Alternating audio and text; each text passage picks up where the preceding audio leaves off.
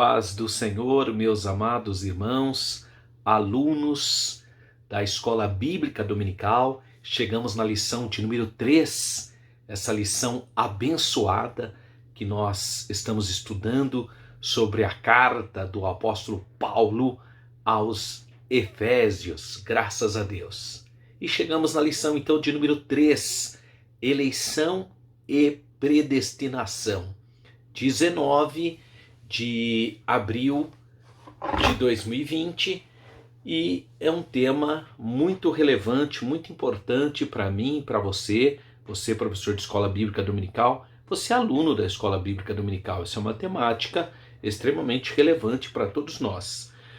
Bom, o nosso textuário está em Efésios, capítulo 1, versículo de número 4 e 5, que diz: como também nos elegeu nele antes da fundação do mundo, para que fôssemos santos e irrepreensíveis diante dele em amor, e nos predestinou para filhos de adoção por Jesus Cristo, para si mesmo, segundo o beneplácito de sua vontade. Então, um textuário muito bonito, muito bom para mim e para você, para nós compreendermos o mistério de Deus.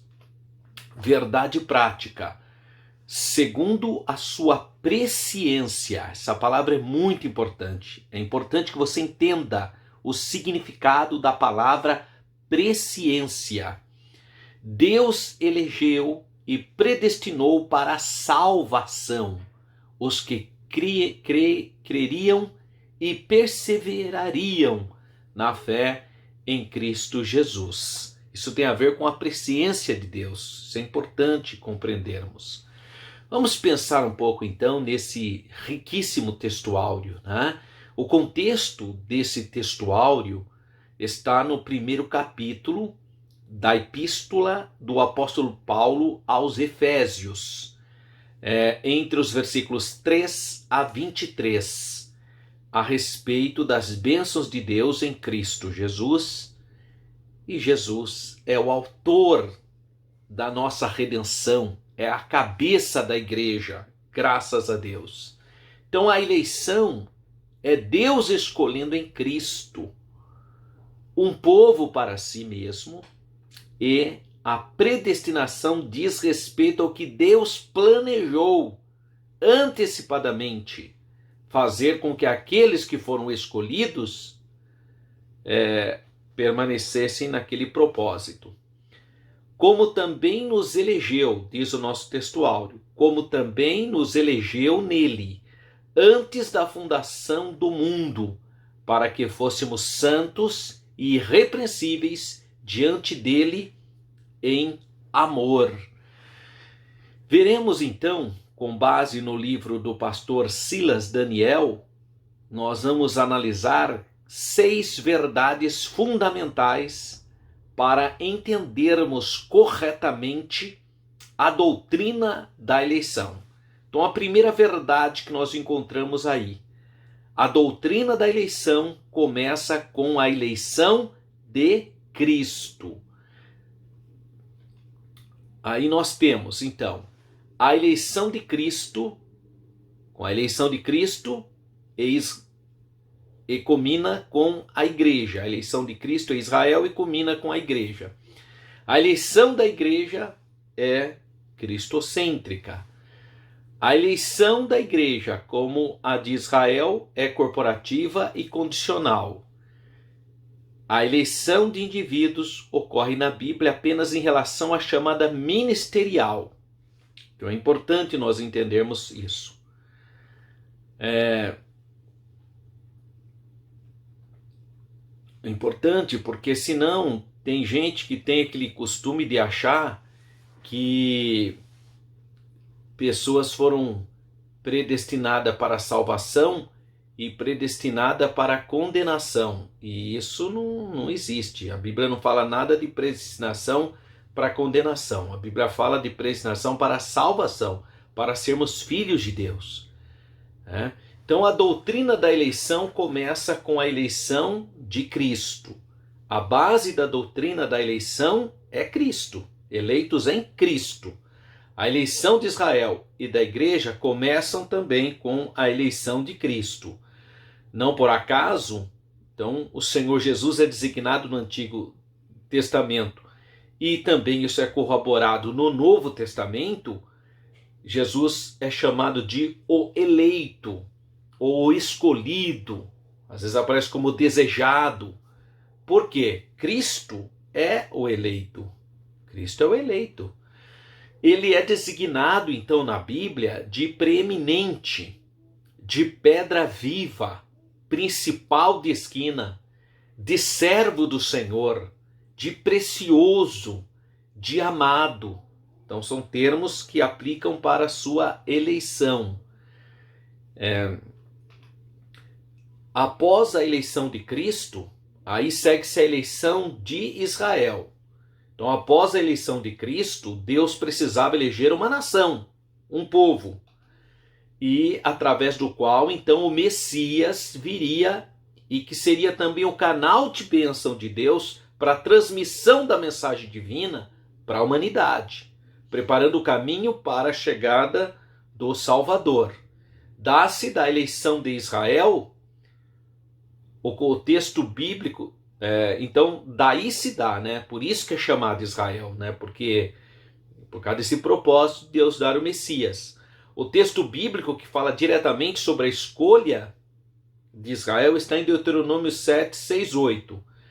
E é interessante que essa escolha, segundo o texto de Deuteronômio, não se deu por base em mérito, mas por amor, e com base no juramento que Deus fez a Abraão, a Isaque e a Jacó.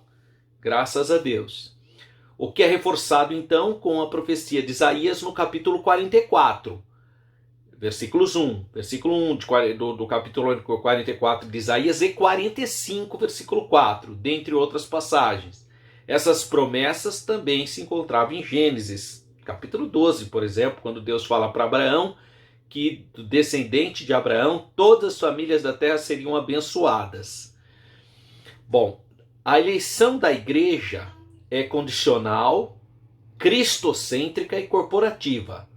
Se o propósito da eleição de Israel era trazer o Salvador ao mundo, o propósito de Jesus era oferecer a si mesmo em salvar a humanidade. Deu a sua vida por nós. Através da aplicação de sua obra salvífica, pela ação do Espírito Santo, a igreja seria formada. Ela é constituída por todos aqueles que creem em Cristo, em sua obra redentiva. Todos que confessam a Jesus como seu Salvador. Essa é a forma que Deus estabeleceu para que o seu povo fosse formado. O sacrifício de Cristo e a fé nele. Ou seja, a escolha se dá em Cristo. É uma eleição em Cristo. A eleição de um povo para Deus está em Cristo. Graças a Deus. Isso é importante você entender.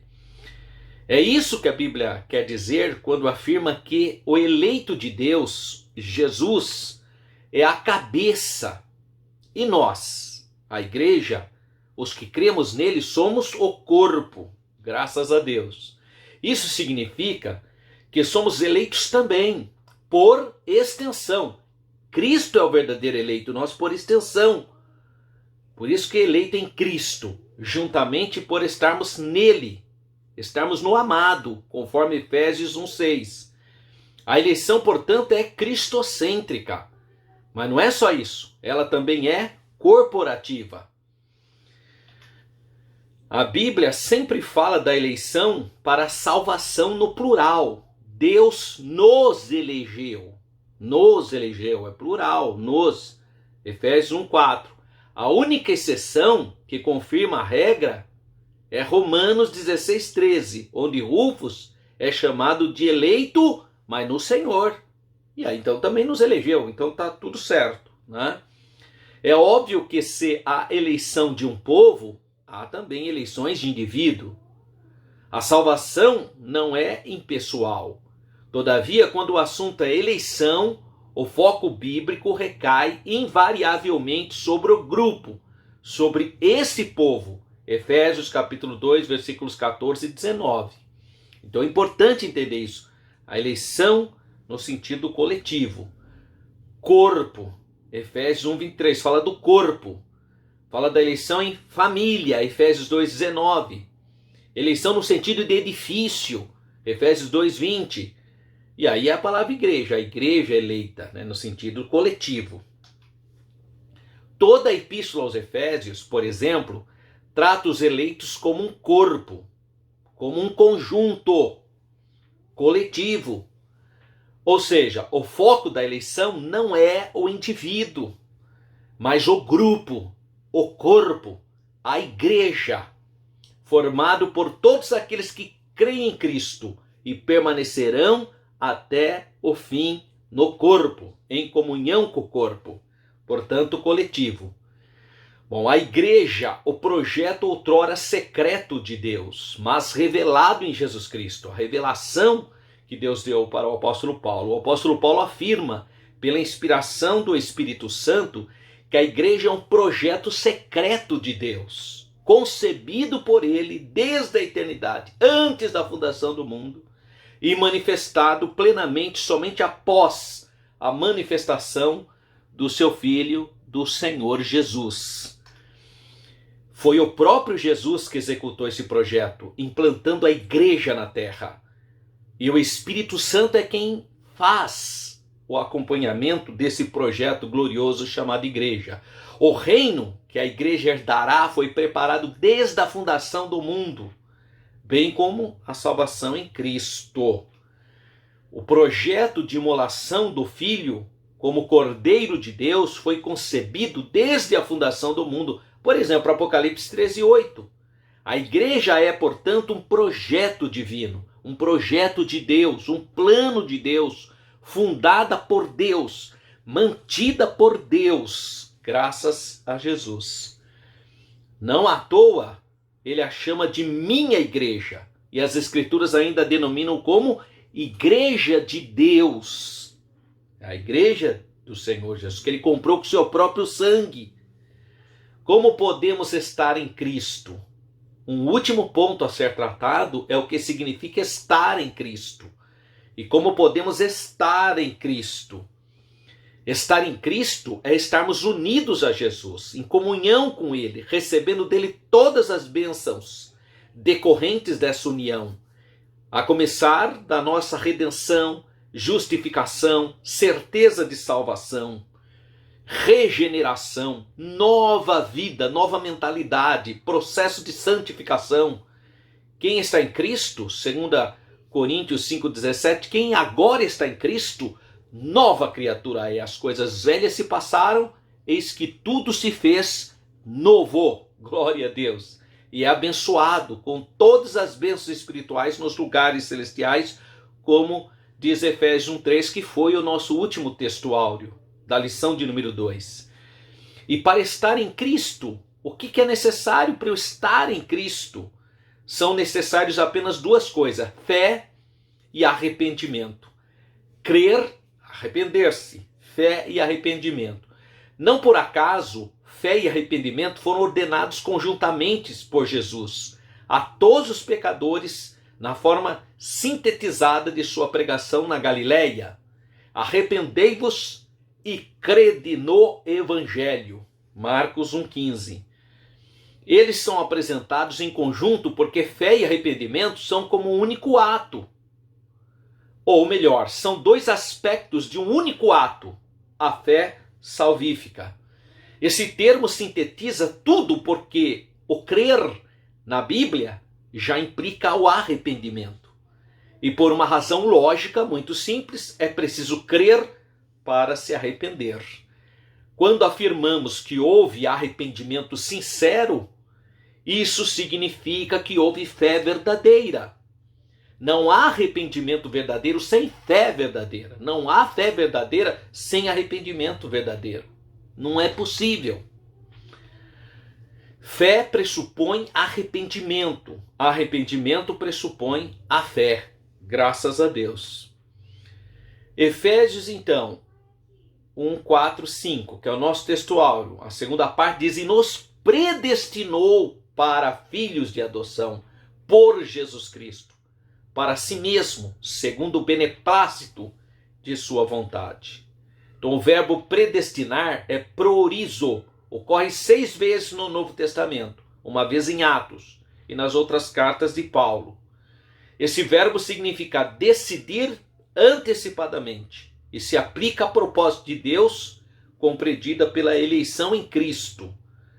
Então aqui fala que ele nos predestinou para filhos de adoção. Então o destino que Deus dá para quem está em Cristo é ser filho de Deus por adoção. Esse é o destino que ele estabeleceu anteriormente para nós. Então, o que nós vamos estudar? Qual a introdução dessa lição? A eleição e a predestinação são termos importantes na compreensão da dinâmica da salvação, da doutrina da salvação. Esse vocábulo, ligados entre si, elucidam o plano divino de salvar os pecadores. Então, nessa lição, nós vamos abordar os conceitos bíblicos e a interpretação pentecostal referente à eleição e à predestinação. Claro que tem outras interpretações. A Igreja Reformada interpreta diferente a ideia da eleição e da predestinação. O ponto central: a eleição é segundo a presciência de Deus, a mente de Deus. E como Deus é onisciente, ele sabe tudo antecipadamente. É nesse sentido que a gente entende esses elementos. Eleitos para uma vida santa e irrepreensível. É isso que ele fala, você é eleito para uma vida de santidade, eleito em Cristo. A dádiva da eleição precede a nossa existência, porque antes da fundação do mundo, Deus planejou salvar, Deus quis salvar e capacitar os seus filhos para uma vida de santidade, os que ele elegeu de antemão. Então, ponto 1, a eleição divina. Eleição traz a ideia de escolha. Aos Efésios 1:4, Paulo menciona 3 aspectos dessa escolha. Primeiro, em que fomos escolhidos em Jesus, por isso a eleição é cristocêntrica. Segundo, em que tempo se deu essa escolha? O tempo é dito como antes da fundação do mundo, na eternidade. E terceiro, qual a finalidade dessa escolha? Para que fôssemos santos e irrepreensíveis filhos de Deus. O grande pastor pentecostal Donald Stamps, editor da Bíblia de Estudos Pentecostal, afirma que a eleição de pessoas ocorre somente em união com Jesus Cristo e que ninguém é eleito sem estar unido a Cristo pela fé. A nossa declaração de fé, a declaração de fé das Assembleias de Deus, assevera que Deus elegeu a igreja desde a eternidade, antes da fundação do mundo, segundo a sua presciência. 1 Pedro 1:20. 2. As condições da eleição. A Bíblia de Estudo Pentecostal ensina que a eleição para a salvação em Cristo é oferecida a todos. João 3:16, porque Deus amou o mundo de tal maneira. 1 Timóteo 2:4, que todos se salvem. E torna-se uma realidade para cada pessoa de acordo com o seu prévio arrependimento e fé. Vai depender então, a graça de Deus toca na pessoa. A pessoa tem um livre-arbítrio para crer. Se ela crer, salva. Mas quem não crer, será condenado. Entretanto, esse meio não é meritório. E ninguém pode cumpri-lo sem a graça de Deus. Por isso que eu falei que a graça de Deus toca antes. Desse modo, fomos eleitos por iniciativa divina, por causa da sua graciosa obra de Cristo, a obra da cruz de Cristo, e não pelas nossas obras. Então, Efésios 2:8 e 9. Porque pela graça sois salvos por meio da fé. Então, a graça tocou em você e pela fé você creu na obra expiatória de Cristo. Mas é por graça, ou seja, é o favor imerecido de Deus. É o amor de Deus que toca primeiro em você. Eis que estou à porta e bato. Se alguém abrir, cearei com ele. E se não abrir? Não vai cear, né, irmão? Mas ele está na porta batendo. Então, desse modo, fomos eleitos por iniciativa divina, por causa da graciosa obra de Cristo, e não pelas obras da carne. Não é pelas obras, para que ninguém se glorie. 3. Vida santa e irrepreensível. É a objetividade da eleição. Paulo enfatiza que a eleição tem finalidade específica. Qual é a finalidade específica da eleição? Vivermos uma vida santos e irrepreensíveis diante de Deus. Efésios capítulo 1, versículo 4. Nesse aspecto, o vocábulo grego hagios, hagios ou hagios significa santo, significa separado do pecado. 1 Pedro 1, 15 a 16. O adjetivo grego amomos, irrepreensível, expressa algo sem defeito, inculpável. Filipenses 2,15. Os termos apontam para a santificação, isto é, o mais alto padrão ético e moral de vida para agradar a Deus que nos elegeu, graças a Deus em Cristo. E 4. A nova vida dos eleitos. O tema é apresentado com exortações contra a velha conduta, tais como mentira, furto, palavras torpes, amargura, ira, cólera. Basta você ler Efésios 4, 22, 25, 28, 29 e 31. E ainda severas advertências contra a fornicação, impureza, avareza, embriaguez. A finalidade é apresentar a Deus uma igreja gloriosa, sem mácula, sem ruga, mas santa e irrepreensível. Glória a Deus. Efésios 5, 27. Não obstante, somente o Espírito Santo, só o Espírito Santo, capacita o crente para esse novo estilo de vida. Trata-se, portanto, de um processo contínuo de santificação até a glorificação final no dia de Jesus Cristo. 2 Coríntios 3, 18.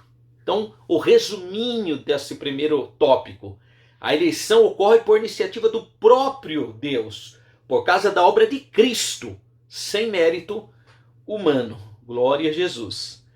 2. Predestinados para filhos de adoção. Então, a palavra predestinar mostra que o destino dos eleitos foi feito na eternidade, por Deus. Então, ponto 1, a predestinação. O termo grego proorizo, traduzido como predestinar, é formado pelo vocábulo orizo, que significa determinar, e pela preposição pré, que indica algo feito antes. Ou seja, predestinar significa literalmente determinar antes. É a mesma palavra, que é a pré-primário, antes do primário. Pré-história, antes da história. Pré-conceito, um conceito anterior. Predestinar, antes de destinar.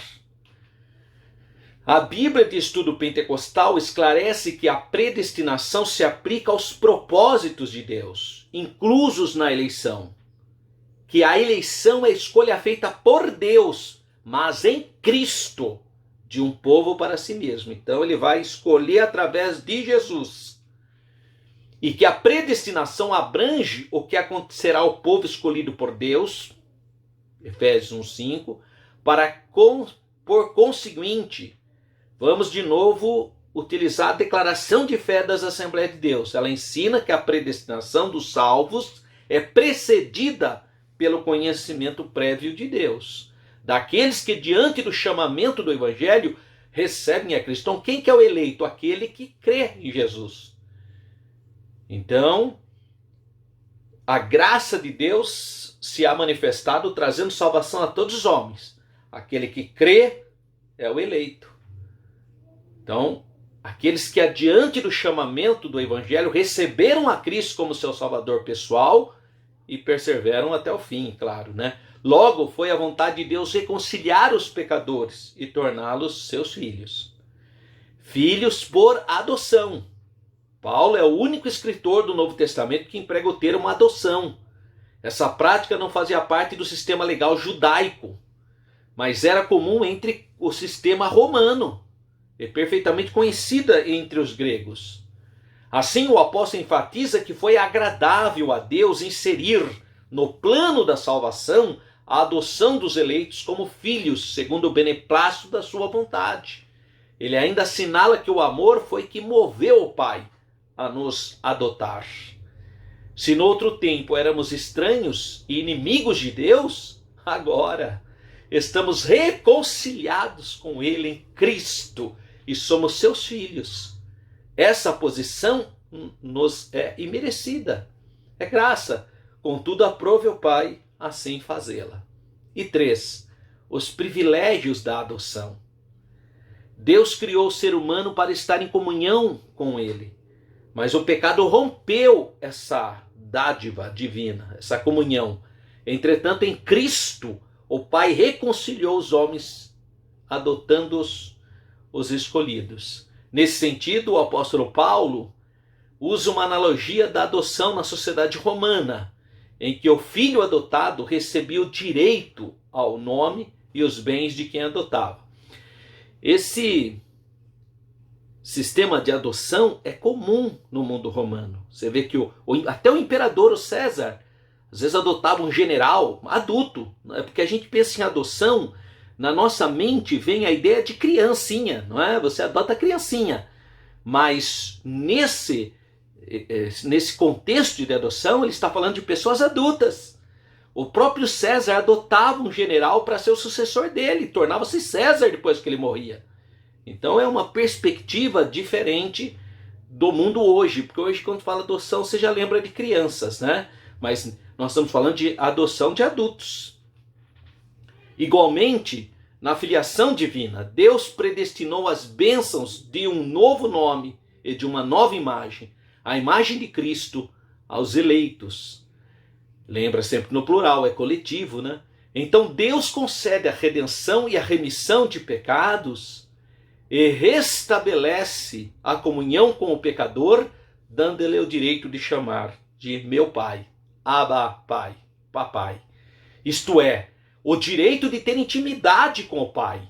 Isso significa que passamos a ser herdeiros de Deus e co-herdeiros com Cristo, das promessas feitas a Abraão, da vida eterna, tendo sido aceitos pelo Pai, por Deus Pai Todo-Poderoso, fomos transformados em filhos para seu louvor e para sua glória. Então, resumo do tópico 2. Em seus decretos eternos, Deus predestinou os eleitos em Cristo, os eleitos, coletivo, em Cristo, a serem filhos por adoção e predestinados a serem filhos por adoção e herdeiros de todas as bênçãos espirituais. E o tópico 3, a sublimidade do propósito divino na predestinação. A excelência da predestinação está na provisão de bênçãos espirituais aos eleitos pela vontade de Cristo, pelo seu amor. Então, predestinação e salvação. O soberano Deus nos predestinou incondicionalmente.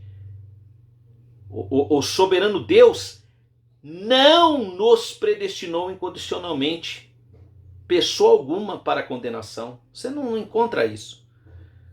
Até quando ele vai falar do diabo, ele fala que o inferno foi preparado para o diabo e para os seus anjos. Não fala que foi preparado para os seres humanos. Sim, as pessoas serão lançadas lá por serem desobedientes, mas o inferno foi preparado para o inferno, para o diabo e para os seus anjos. O soberano Deus, então, não predestinou incondicionalmente pessoa alguma à condenação eterna. Essa historinha dos reformados, que um foi predestinado para a salvação, outro para a condenação, isso é invenção do calvinismo. Não tem base bíblica. O soberano Deus não predestinou incondicionalmente pessoa alguma à condenação eterna. Pelo contrário, sabe qual é a vontade de Deus? Que todos sejam salvos, que todos se arrependam, que todos se convertam. Atos 17:30. Nas 6 vezes que a palavra aparece no Novo Testamento, nenhuma delas faz referência à condenação de pecadores. Não fala disso. Portanto, não houve uma dupla predestinação, em que Deus decretou e escolheu uns que vão para o céu e outros para o inferno. Eleição é para corpo, é em Cristo. Quem creu em Cristo está eleito. E quem não creu? Ele não creu, ele vai para o inferno. Não é que ele foi eleito para condenação. Não existe eleição para condenação. Não existe predestinação para condenação. Existe um predestino já estabelecido para quem crê em Cristo. Agora, quem não crê vai para o inferno porque ele escolheu. Portanto, não houve uma dupla predestinação em que Deus decretou que é irresistível, que a pessoa não tem o que fazer. Não, irmão, que isso? Deus, o desejo de Deus é que todos sejam salvos. Ele predestinou todos para uma grande salvação. Então ele não decretou e não escolheu um grupo que vai para o céu e outro que vai para o inferno. Isso é a invenção do calvinismo. Nossa declaração de fé assevera que a predestinação da Bíblia diz respeito apenas à salvação, sendo condicionada ao arrependimento e à fé em Cristo Jesus, segundo a presciência de Deus. Que Deus sabe todas as coisas, né? 2. Predestinação e amor. Antes de Deus criar qualquer coisa, o seu plano de redimir a humanidade e redefinir o destino dos crentes já estava estabelecido, antes da fundação do mundo. Glória a Deus. Por conseguinte, a Bíblia mostra que a redenção divina não foi uma medida de emergência, foi para remediar. Fui pego de surpresa. Não, ao contrário, era o plano imutável do amor de Deus, porque Deus nos ama. Deus ama você. Você que está acompanhando essa aula, o amor de Deus é tão grande, Ele quer que todo homem seja salvo. É o amor de Deus. Por isso que Ele fez a obra antes da fundação do mundo. Aqui consiste a sublimidade dos propósitos eternos em promover a salvação. O amor de Deus. Foi por amor que Ele nos elegeu e nos predestinou em Cristo. Porque isso é o amor de Deus. Eleição e predestinação é amor de Deus. Jamais é uma negação. Isso implica dizer que a salvação, como favor imerecido, provém do grande amor de Deus. Não obstante, os que já chegam a Cristo não são coagidos, mas atraídos. Então, resuminho do tópico 3, a predestinação não se refere à condenação, mas à salvação dos pecadores. É o ato de amor, de promover a salvação, está diretamente relacionada ao grande amor do nosso Pai, do nosso amado Deus. Considerações finais. Cristo morreu por todos, irmãos, e por cada um dos pecadores. Deus morreu por todos e por cada um. Desde a eternidade, segundo a sua presciência em Cristo. Deus elegeu e predestinou os que creriam e perseverariam na fé, em viver em santidade, receber a filiação divina e a desfrutar de todas as bênçãos espirituais divinamente estipuladas. Então que Deus continue abençoando a sua vida. Que aula maravilhosa, meu irmão. Esse é o motivo de nós encerrarmos com uma doxologia. Bendito seja o Deus e Pai de nosso Senhor e Salvador Jesus Cristo. Acesse o nosso site www.professoralberto.com.br. Que Deus continue abençoando a sua vida. Fique na paz do Senhor. Amém.